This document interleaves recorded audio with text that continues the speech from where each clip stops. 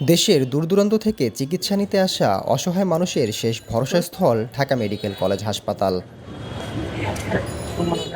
রোগীকে সুস্থ করতে এসে এখানে প্রতিনিয়ত চরম স্বাস্থ্য ঝুঁকিতে পড়ছেন তাদের স্বজনরা। হাসপাতালের প্রধান ফটক কিংবা চারপাশের হোটেলগুলোর চিত্র অন্তত সেটাই বলে। নোংরা ও অপরিচ্ছন্ন পরিবেশ, চারদিকে মাছির ভনভনানি আর তার সাথে বাতাসে ওড়া ধুলোবালি, এটাই এখানকার নিয়মিত চিত্র। কোনো ধরনের ঢাকনা ছাড়াই রাস্তার পাশে খোলা অবস্থায় বিক্রি হচ্ছে ভাত, মাছ, মাংসসহ হরেক পদের খাবার। স্বল্প মূল্যে হাসপাতালের কাছাকাছি আর কোনো বিকল্প না থাকায় বাধ্য হয়েই এই অস্বাস্থ্যকর খাবার মুখে তুলছেন সাধারণ মানুষ। আমাদের হাতে তো আর এত টাকা নাই, আমরা দূর দেশ তো না আসি, আমাকে অনেক যেন কম হ্যানি আমাকে খাইতে হইব।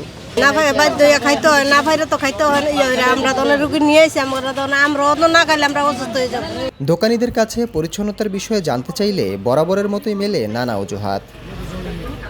ঢাকার সব সিস্টেমই আছে, ঢাকা যদি রাখি ঢাকা রাখলে মনে করেন কাস্টমার ছেলে ঢাকা গেলে ভালো দেওয়া যায় না, এই কী কেমন ওইটা ভালো লাগে না, ওইদিকে খোলা বেছে।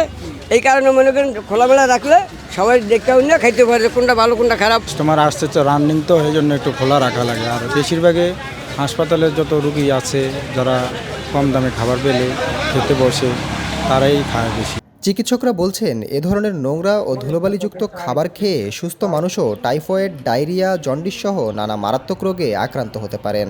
ওই খাদ্যটা যখন কোনো এক ব্যক্তি গ্রহণ করবে তার শরীরে বিরূপ প্রতিক্রিয়া হওয়ার সম্ভাবনা থাকে।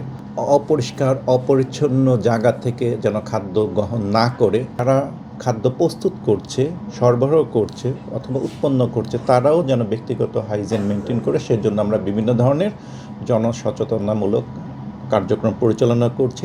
যেখানে রোগ সারানোর জন্য মানুষ হাসপাতালে আসে, সেখানে হাসপাতালের চারপাশেই তৈরি হচ্ছে নতুন রোগের উৎস।